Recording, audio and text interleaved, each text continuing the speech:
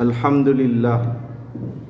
Alhamdulillahilladzi nahmaduhu wa nasta'inuhu wa nastaghfiruh wa na'udzu billahi min shururi anfusina min sayyiati a'malina. May yahdihillahu fala mudilla lahu wa may yudlil fala hadiya lahu.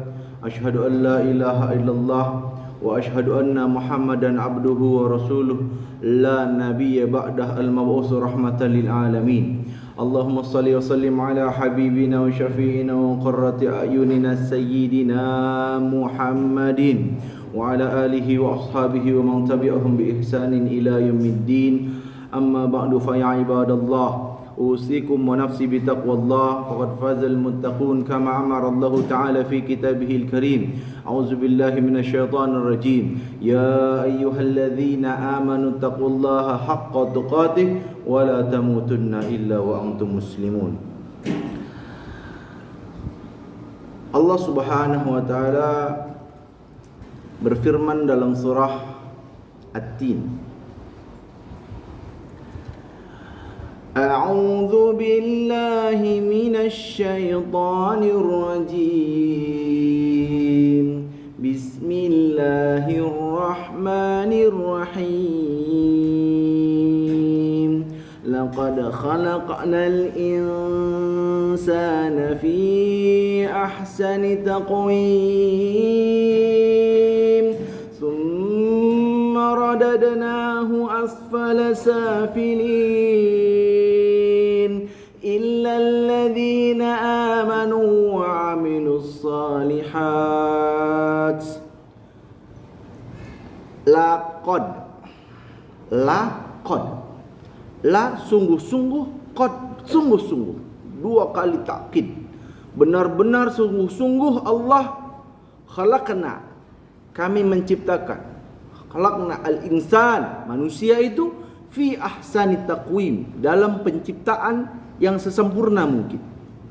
Al-Imam Ibnu Katsir menafsirkan ayat ini dengan mengatakan bahwa manusia sempurna dalam bentuknya, sempurna dalam fisiknya, sempurna dalam fungsinya.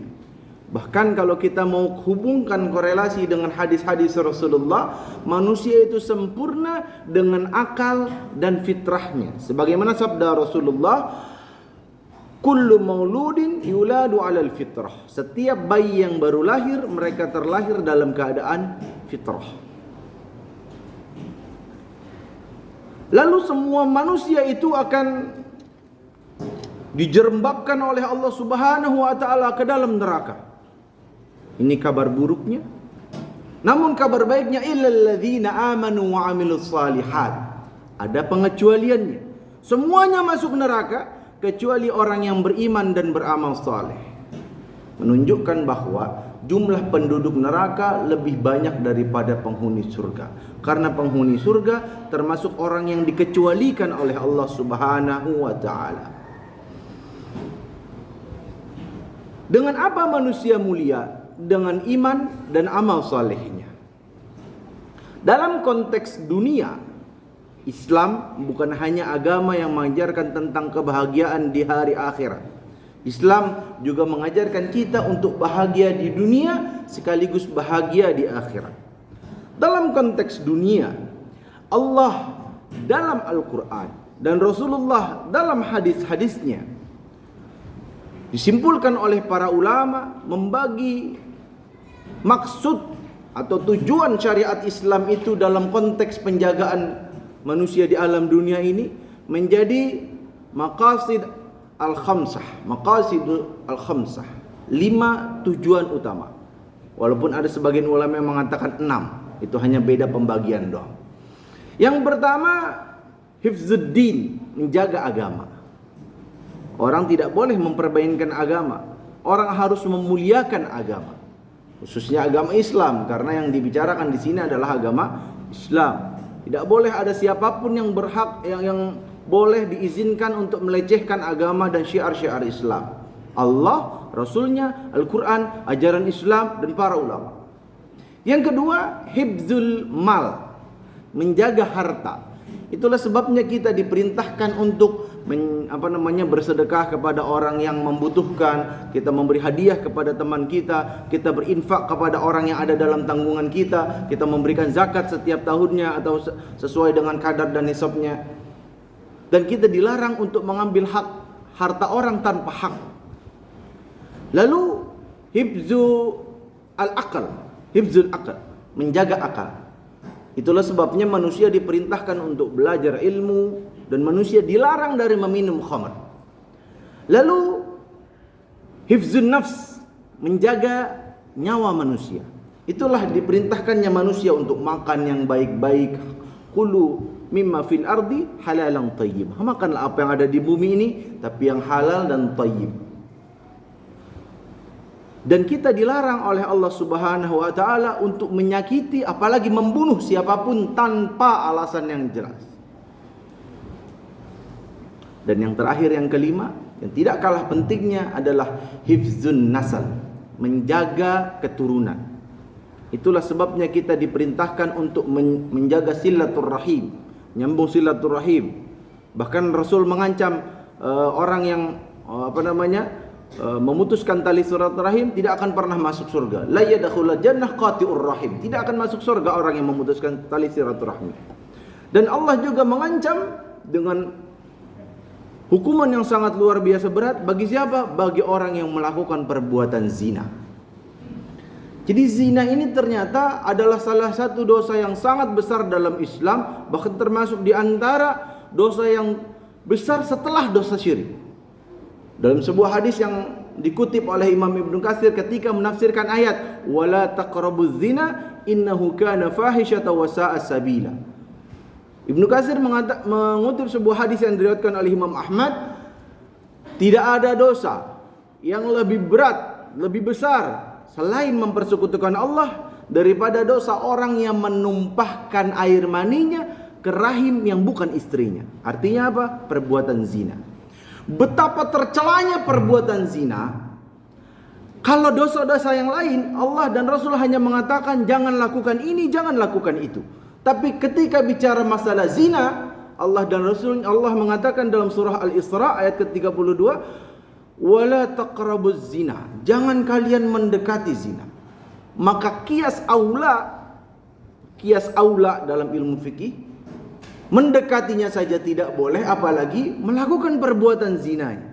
Apa yang dimaksud dengan mendekati zina disebutkan oleh Rasulullah Muhammad SAW dalam hadis riwayat Imam Muslim, bahwa setiap tubuh anggota anak Adam itu bisa melakukan zina. Hatinya bisa berzina, zina hati. Dengan apa? Menginginkan yang tidak halal baginya. Tangannya bisa berzina. Dengan apa? Dengan menyentuh yang bukan mahram yang tidak halal baginya. Kakinya bisa berzina dengan apa? Berjalan ke tempat perzinahan.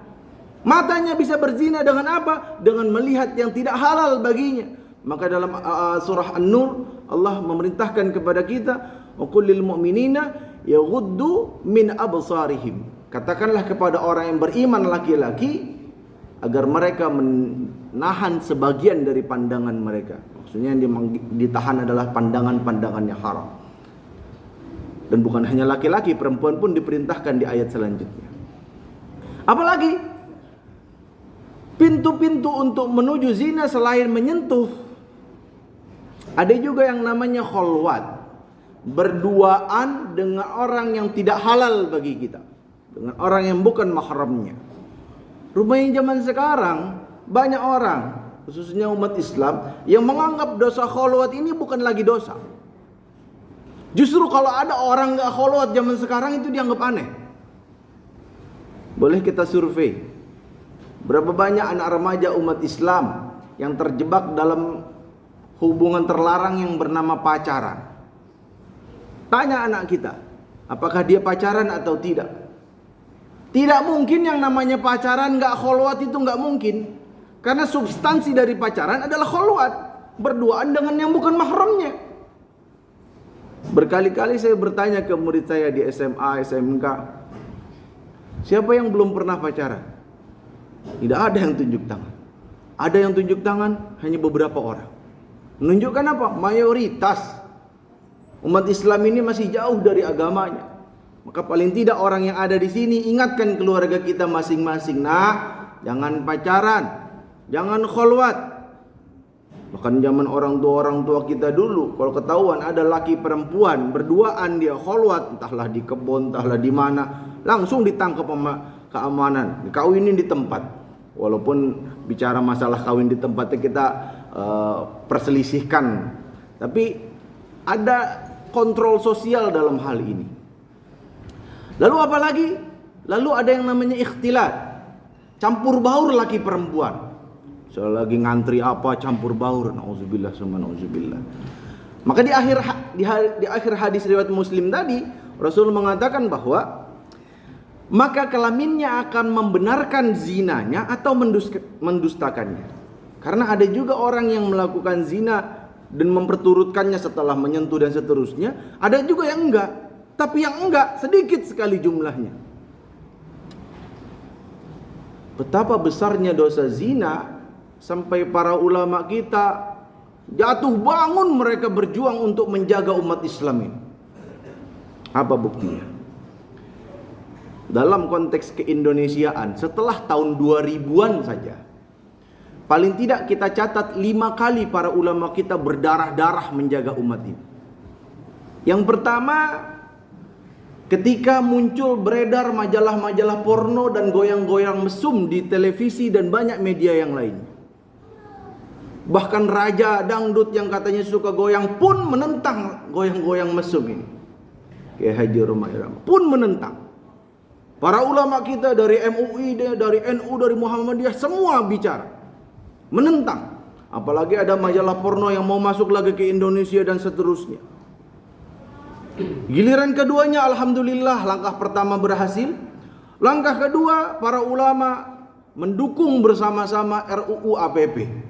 Masih ingat kita semua, aksi 1 juta umat. Saat itu saya masih kuliah, masih semester 3. Ikut dari NU, dari Muhammadiyah, dari Al-Irsyad, dari semua ormas Islam tumpah ruah mendukung RUU APP agar segera disahkan. Walaupun akhirnya pasalnya banyak yang dipotong-potong. Namanya APP diganti jadi RUU PP.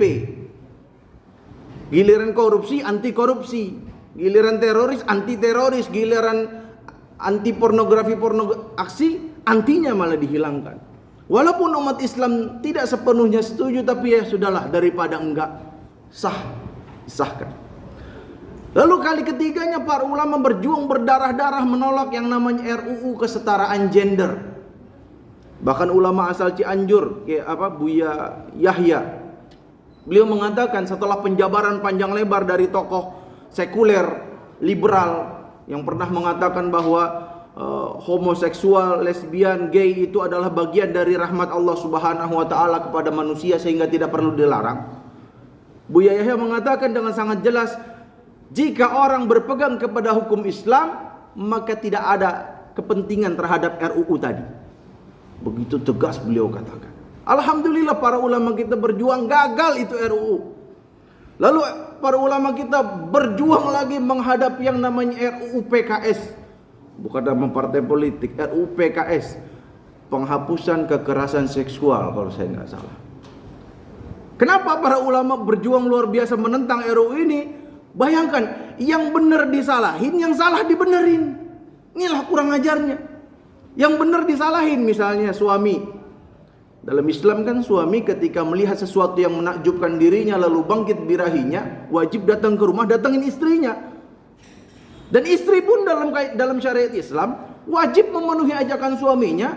Lagi ngapain pun dia, lagi dalam keadaan naik kuda turun, lagi masak berhenti dulu masaknya. Kenapa? Darurat. Tiba-tiba ada RUU ini yang benar disalahin. Itu dianggap apa? Itu dianggap pemerkosaan. Lah orang lagi udah nikah dianggap merkosa. Sementara ketika ada yang namanya orang kumpul kebo selama itu suka sama suka dan tidak dilakukan di ruang publik, boleh. Nauzubillah min zalik. Ditambah lagi ada tesis seorang profesor, entahlah profesor ini ngigo kemana.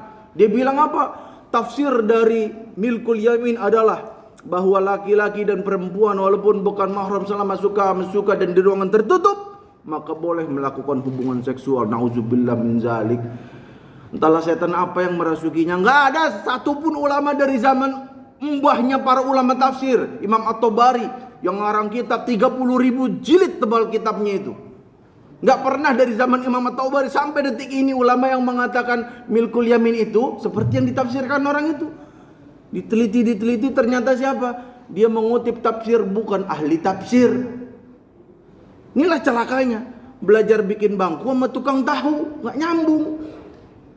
Lalu yang terakhir, para ulama bersepakat, kumpul mereka ijtima melawan yang namanya Permendikbudristek nomor 30 tahun 2021. Kenapa? Karena ada satu frase yang sangat menyakiti hati umat Islam. Apa itu?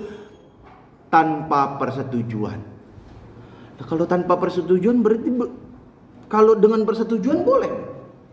Mereka mengatakan, oh enggak, Permendikbud ini tujuannya adalah untuk menjaga, membela kaum wanita. Lah, umat Islam juga membela kaum wanita.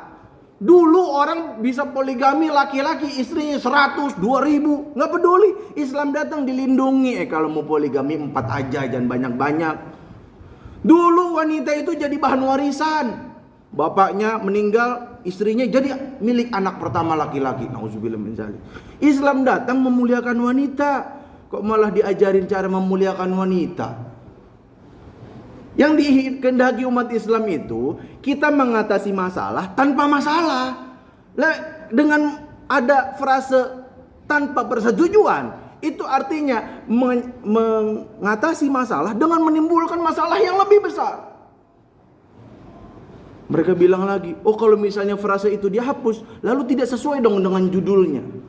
Kita nggak peduli sama judul, yang penting substansi. Para ulama kita di MUI udah bilang di televisi, kalau judulnya mau diganti juga nggak masalah. Tadi kekerasan seksual kita ganti kejahatan seksual, nggak ada masalah. Kita perbaiki definisinya. Yang penting nggak ada norma yang ditabrak, itu intinya yang dikehendaki para ulama kita. Karena kita bicara definisi kekerasan seksual ini juga nyakitin hati umat Islam. Kenapa? Silakan Google deh, cari kekerasan seksual menurut Komnas Perempuan. Ada 15 poin di situ. Saya catat 2 poin yang paling menggelisahkan. Yang pertama, poin ke-9, pemaksaan kehamilan. Tindakan ini adalah tindakan yang memaksa wanita untuk melanjutkan kehamilan yang tidak diinginkannya. Berarti wanita dibolehkan untuk aborsi. Innalillahi wa inna ilaihi raji'un. Poin ke-14, praktik tradisi yang membahayakan ke perempuan. Kebiasaan yang menjadi tradisi masyarakat yang bisa merendahkan perempuan. Contohnya apa? Contohnya sunat perempuan. Orang yang ngaji sebodoh apapun tahu yang namanya sunat itu untuk laki-laki wajib, nggak ada perbedaan para ulama. Untuk perempuan paling tidak menurut mazhab Syafi'i hukumnya wajib. Menurut mazhab Hanafi, Maliki dan Hambali hukumnya fadilah, afdal, tapi tidak wajib. Tapi tetap itu bagian dari syariat Islam. Kok malah mau dibilang kekerasan seksual? Lalu yang terakhir, apa yang dialami para ulama kita setelah mereka berdarah-darah menjaga umat Islam ini? Yang dialami mereka adalah seperti yang dialami oleh para nabi dan rasul terdahulu. Karena para ulama kita al-ulama warasatul anbiya. Apa yang mereka alami, difitnah mereka, dicaci maki mereka. Bahkan ada usulan apa? Membubarkan MUI. Ada yang mengatakan bubarkan MUI, sarang teroris. Nauzubillah min zalik. Saya pengen ketemu sama orangnya ini. Pengen ketemu saya. Benar ternyata perkataan Kiai Haji almarhum Kiai Haji Tengku Zulkarnain dulu. Dulu beliau mengatakan kepada wakil presiden kita, Pak Kiai, kalau misalnya HTI dibubarkan tanpa ada persetujuan, tanpa adanya persidangan dan seterusnya, dibubarkan hanya dengan menggunakan perpres, nanti setelah HTI, FPI terdibubarin, ujung-ujungnya MUI dibubarin. Sekarang terbukti ucapan beliau. Maka sebagai umat Islam wajib, setelah para ulama kita berdarah-darah menjaga kita dari semua kesesatan, wajib kita menjaga ulama kita dari semua keburukan, dari semua makar umat Islam sesuai batas kemampuan kita. Apa kata Rasulullah? Man ra'a minkum mungkaran falyughayyirhu biyadi. Barang siapa yang melihat kemungkaran, maka rubah dengan tangannya. Tugas siapa? Penguasa. Bagi kita yang punya kekuasaan, yang tanda tangan kita masih laku, yang kekuasaan kita bisa mengubah-ubah kemungkaran dengan kekuasaan kita, Fa illam yastati fa bilisanihi. Kalau enggak mampu dengan lisan kita. Tugas siapa itu? Para ulama. Fa illam yastati fa biqalbihi. Barang siapa yang enggak mampu juga, maka rubah kemungkaran itu dengan hatinya. Tidak suka dia, balas komentar di internet. Kita bela para ulama kita, munculkan tagar baru dan seterusnya dan seterusnya. Dan itu juga yang alhamdulillah dilakukan oleh umat Islam. Semoga Allah selalu menjaga umat Islam ini selalu akur, selalu bersatu untuk menjaga agama Allah, untuk saling kita tawasau bil haq wa tawasau bis sabr. Aqulu qouli hadza wa astaghfirullah li wa lakum lisa'il muslimina wal muslimat wal mu'minina wal mu'minat fastaghfiru innahu huwal ghafurur rahim.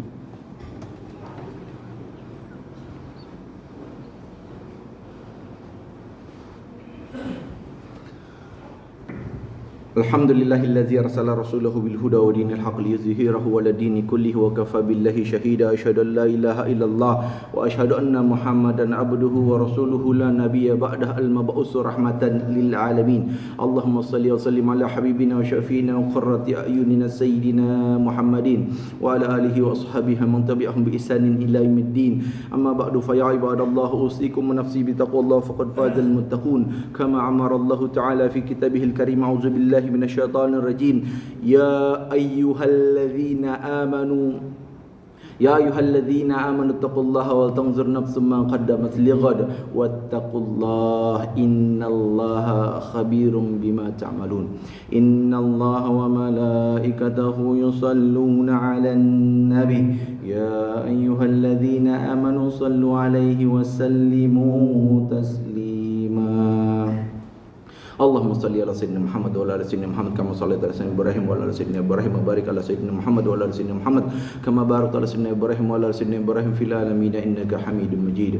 Allahumma ighfir lil muslimina wal muslimat wal mu'minina wal mu'minat al ahya'i minhum wal amwat innaka sami'un qaribun mujibud da'wat ya qadiyal hajat. Allahumma aghnina bihalalika an haramik wa bi ta'atika ma'siyatik wa bi fadlika amman siwak. Ya Allah ya Tuhan kami, ampunilah dosa kami, ampunilah dosa para ulama kami, dosa para pemimpin kami, dosa para orang tua kami, dosa anak dan istri kami. Ya Allah, ya Allah jagalah kami dan keluarga kami dari semua perbuatan-perbuatan buruk, termasuk diantaranya perbuatan zina. Ya Allah, jauhilah kami dari semua kemaksiatan. Ya Allah, ya Allah Tuhan kami, berikanlah persatuan kepada umat Islam agar kami selalu bersatu di dalam tali agamamu. Ya Allah, ya Allah ya Tuhan kami, berikanlah kepada umat Islam itu perasaan selalu berkasih sayang kepada sesama mereka dan sikap keras kepada orang kafir yang memusuhi agama mereka. Ya Allah, ya Allah ya Tuhan kami, Engkau Maha tahu siapa yang berkehendak buruk terhadap umat Islam, maka hancurkanlah makar setiap orang yang ingin menghancurkan umat Islam. Ya Allah,